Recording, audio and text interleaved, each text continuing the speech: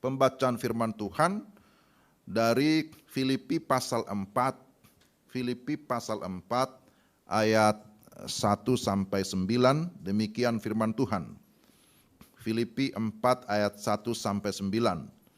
Karena itu saudara-saudara yang kukasihi dan yang kurindukan, sukacitaku dan mahkotaku, berdirilah juga dengan teguh dalam Tuhan, hai saudara-saudaraku yang kekasih. Eudia kunasihati dan Sintike kunasihati, supaya sehati sepikir dalam Tuhan. Bahkan kuminta kepadamu juga, Sunsugos, temanku yang setia, tolonglah mereka, karena mereka telah berjuang dengan aku dalam pekabaran Injil, bersama-sama dengan Clemens dan kawan-kawanku sekerja yang lain, yang nama-namanya tercantum dalam kitab kehidupan. Bersukacitalah senantiasa dalam Tuhan. Sekali lagi kukatakan, bersukacitalah. Hendaklah kebaikan hatimu diketahui semua orang. Tuhan sudah dekat. Janganlah hendaknya kamu khawatir tentang apapun juga, tetapi nyatakanlah dalam segala hal keinginanmu kepada Allah, dalam doa dan permohonan dengan ucapan syukur. Damai sejahtera Allah yang melampaui segala akal akan memelihara hati dan pikiranmu dalam Kristus Yesus. Jadi akhirnya, saudara-saudara, semua yang benar, semua yang mulia, semua yang adil, semua yang suci, semua yang manis, semua yang sedap didengar, semua yang disebut kebajikan dan patut dipuji, pikirkanlah semuanya itu. Dan apa yang telah kamu pelajari, dan apa yang telah kamu terima, dan apa yang telah kamu dengar, dan apa yang telah kamu lihat padaku, lakukanlah itu. Maka Allah sumber damai sejahtera akan menyertai kamu. Demikian pembacaan firman Tuhan. Berbahagialah kita yang mendengar firman dan juga melakukan atau memelihara dalam hidup kita sehari-hari. Nah, Bapak Ibu yang dikasihi Tuhan, saya kasih tema renungan kita, tetap teguh di dalam Tuhan. Itu temanya, tetap teguh di dalam Tuhan. Bahwa surat Filipi ini ditulis oleh seorang rasul, kita pasti tahu namanya Rasul Paulus. Tapi bagaimana keadaan jemaat Filipi pada saat Rasul Paulus menulis surat ini? Ternyata bahwa jemaat Filipi itu berada di dalam berbagai kebimbangan. Mereka juga berada di dalam penderitaan. Apalagi pada saat itu pemimpin mereka, karena yang mendirikan jemaat Filipi ini adalah Rasul Paulus, sedang berada di penjara. Seorang rasul yang memiliki kuasa yang besar dari Tuhan, memiliki karunia yang begitu banyak, tapi akhirnya masuk ke dalam penjara. Hal ini juga membuat beberapa anggota jemaat menjadi goncang, ada kebimbangan. Nah, bagaimana kita ini? Pemimpin kita saja sudah ditangkap di penjara. Lalu mereka ada yang hidup di dalam ketakutan, ada yang hidup di dalam kekhawatiran. Karena pemimpin besar saja bisa ditangkap, apalagi anggotanya. Kira-kira begitulah situasinya. Maka dalam kondisi yang demikian, firman Tuhan datang kepada mereka melalui Rasul Paulus yang mengirimkan suratnya dari balik penjara. Jadi kita lihat di sini bahwa firman Tuhan ini mau meneguhkan kembali iman jemaat supaya mereka tidak khawatir, supaya mereka tidak takut, mereka tidak bimbang, tetapi tetap memiliki komitmen untuk mengikut Tuhan apapun situasi yang terjadi. Jadi Bapak Ibu, kita lihat di sini ada beberapa hal yang disampaikan oleh Paulus bahwa dia sebagai hamba Tuhan pun punya keterbatasan. Demikian juga jemaat punya keterbatasan. Tetapi dalam semua keterbatasan itu, mari tetap teguh berdiri di dalam Tuhan. Karena sesungguhnya Tuhanlah yang memulai jemaatnya. Maka percaya juga bahwa ketika kita sungguh-sungguh di dalam Tuhan, maka Tuhan juga akan terus menyertai. Nah, inilah yang kita baca dari teks ini. Tapi Bapak Ibu yang terkasih dalam Tuhan, ketika firman Tuhan disampaikan tentu harus ada respon dari setiap jemaat. Ada respon dari setiap pendengar. Ya, pendengar atau pembaca mula-mula itulah jemaat Filipi. Yang sampai dengan saat ini juga bisa kita aplikasikan karena firman Tuhan itu tidak pernah ada masa expire-nya. Amin ya Bapak Ibu ya. Jadi firman Tuhan tetap relevan sepanjang masa, berlaku juga bagi kita sampai dengan saat ini. Bagaimana supaya kita tetap teguh di dalam Tuhan? Di sini akan saya sampaikan ada B5. Ya, berarti ada 5B atau B5 yang akan saya sampaikan. Jadi yang pertama, B yang pertama, kalau kita perhatikan di dalam ayat 2 dan ayat yang ketiga, bagaimana supaya tetap teguh di dalam Tuhan? Yang pertama, bersatu. Atau dengan kata lain, supaya tetap menjaga kesatuan di tengah-tengah komunitas. Kesatuan di tengah jemaat. Maka Paulus berkata, Eudia kunasehati dan Sintike kunasehati, supaya sehati sepikir dalam Tuhan. Rupanya di tengah-tengah jemaat itu juga ada perselisihan di antara anggota jemaat. Sehingga ini bisa mengganggu kesatuan, mengganggu keteguhan di tengah-tengah jemaat. Maka Paulus berkata, Eudia dan Sintike kunasehati. Tapi kemudian dia kan ada di dalam penjara. Maka dia juga meminta pertolongan kepada rekan kerjanya namanya Sunsugos. Supaya juga turut mendoakan dan bukan hanya mendoakan, menolong, memberikan perhatian kepada anggota-anggota jemaat ini. Supaya mereka bisa kembali sehati sepikir. Dengan kata lain, Paulus menghendaki supaya mereka semua kembali kepada visi dan misi dari Tuhan. Supaya mereka kembali kepada tujuan yang utama. Supaya mereka mengedepankan misi Tuhan daripada perbedaan-perbedaan pendapat satu dengan yang lain. Bahwa di tengah-tengah jemaat bisa terjadi perbedaan pendapat, ya itu hal yang wajar. Bahwa bisa terjadi salah paham, itu bisa juga terjadi. Seperti yang terjadi pada Eudia dan Sintike ini. Tetapi Paulus mau menekankan bahwa di atas semuanya, mari kedepankan misi Tuhan. Yaitu bahwa pekabaran Injil. Injil harus diberitakan.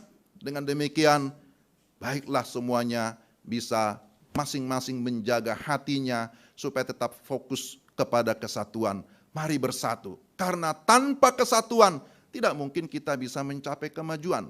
Itulah yang pertama yang disampaikan oleh Rasul Paulus. Jadi supaya tetap teguh di dalam Tuhan, maka perlu bersatu. Harus sama-sama memelihara kesatuan di dalam komunitas. Ini yang pertama. Tapi kemudian yang kedua, yang merupakan pesan Rasul Paulus kepada jemaat. Di dalam ayat 4 dan ayat yang kelima dikatakan, bersukacitalah. Ini B yang kedua. Bersukacitalah. Sekali lagi kukatakan, bersukacitalah. Dalam menghadapi berbagai pergumulan Bapak Ibu yang dikasihi Tuhan, kita diminta untuk terus memelihara hati kita.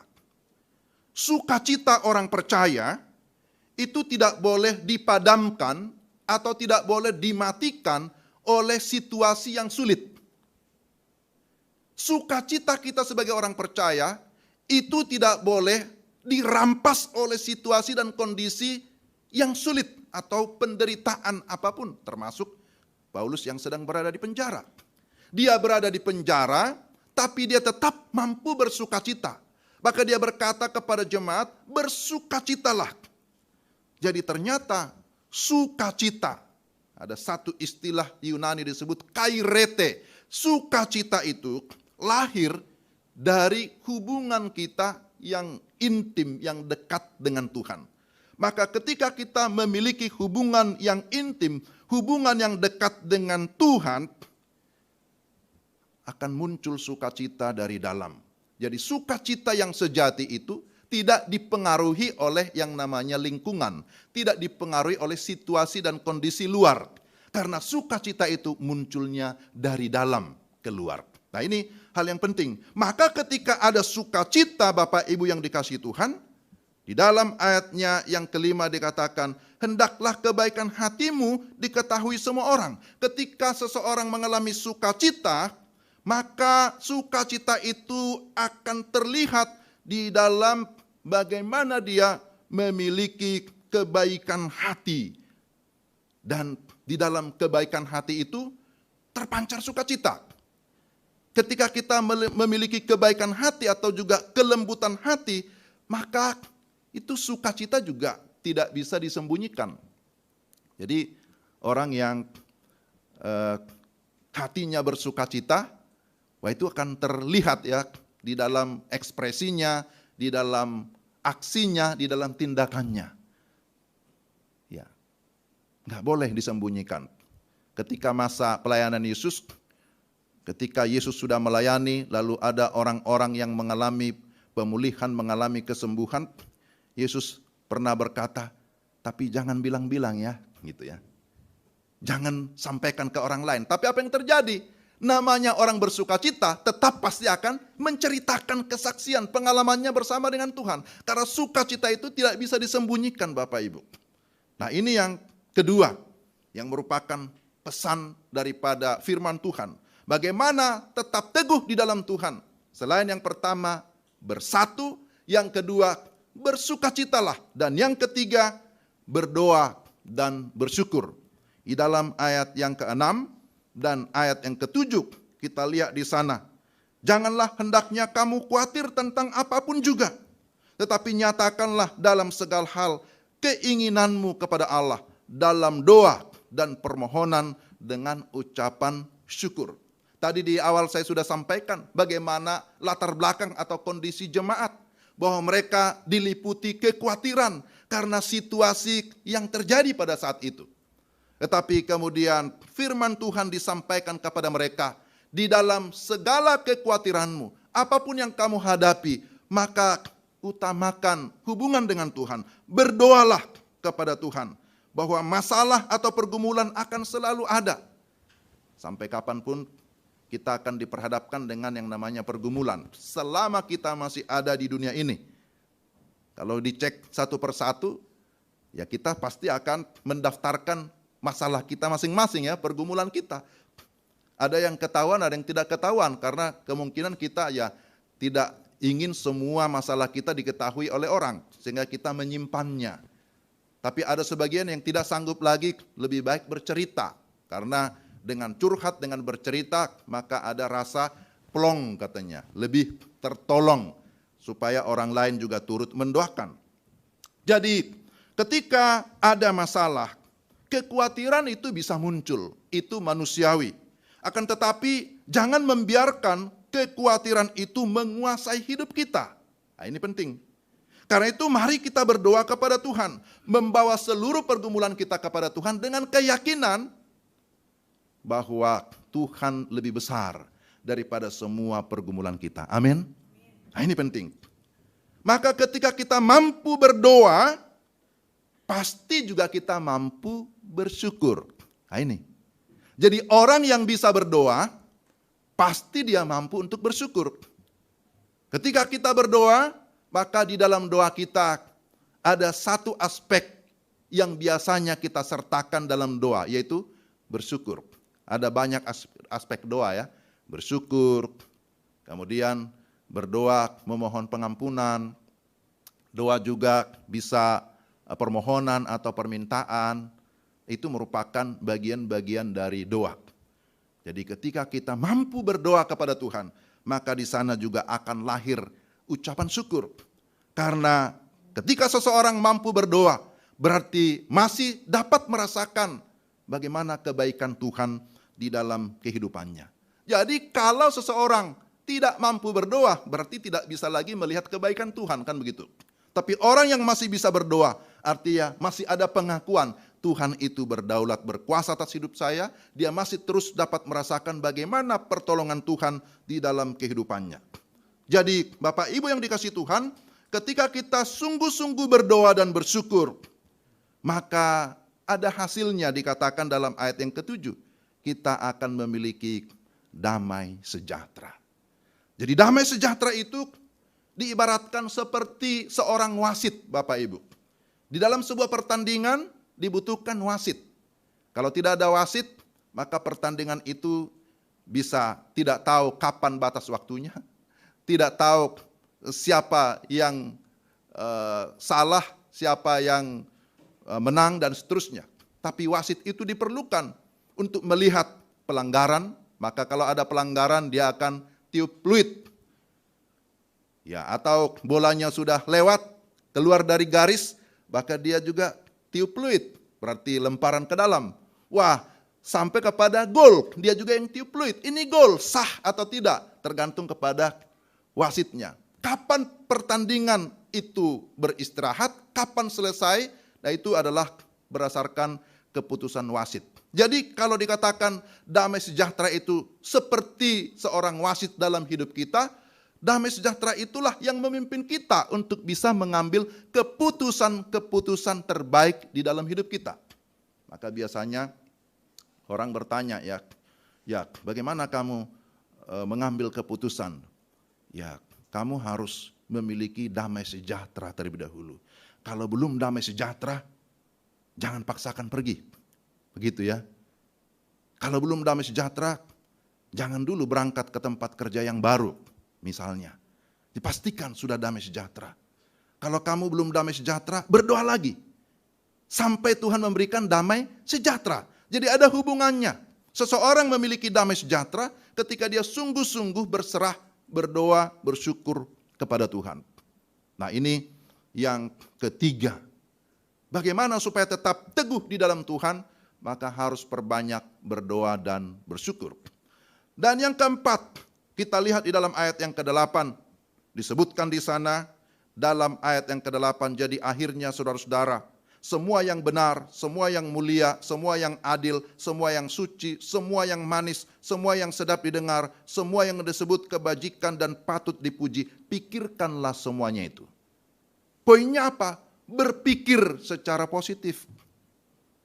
Sesuai dengan pikiran Kristus. Kalau kita mau tetap teguh di dalam Tuhan, kita mau mengikuti pola pikirnya Kristus. Saya kira, bukan hanya kira, saya yakin pasti bahwa Kristus tidak pernah memiliki pikiran yang negatif. Sekalipun dia menghadapi para penjahat, menghadapi orang-orang yang membenci dia, yang memusuhi dia, tetapi dia tetap menyatakan, kasihilah musuhmu. Bahkan di atas kayu salib, kalimat pertama yang disampaikan adalah, ya Bapa, ampunilah mereka. Karena mereka tidak tahu apa yang mereka perbuat.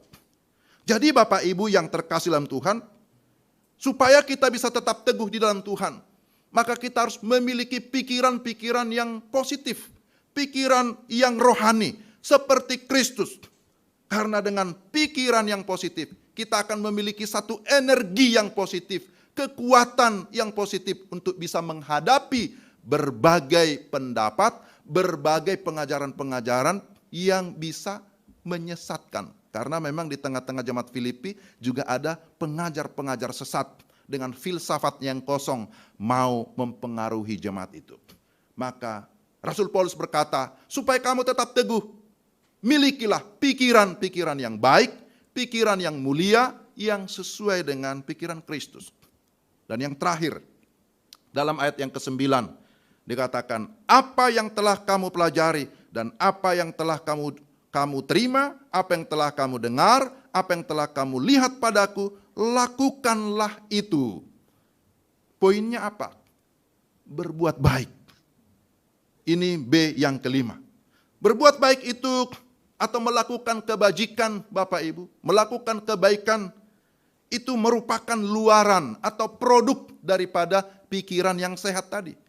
Kalau pikirannya baik, pikirannya benar, pikirannya mulia, maka yang keluar juga adalah hal yang baik. Karena pikiran menggerakkan perbuatan kita. Maka di sini dikatakan, perbuatlah apa yang sesuai dengan iman. Melakukan perbuatan baik sesuai dengan pikiran yang mulia. Ya, jadi inilah yang membuat kita semakin teguh di dalam Tuhan. Ada 5 hal tadi. B yang pertama, bersatu. Yang kedua, bersukacita. Yang ketiga, berdoa dan bersyukur. Yang keempat, berpikir positif. Yang keempat, kelima, berbuat baik. Gampang diingat ya.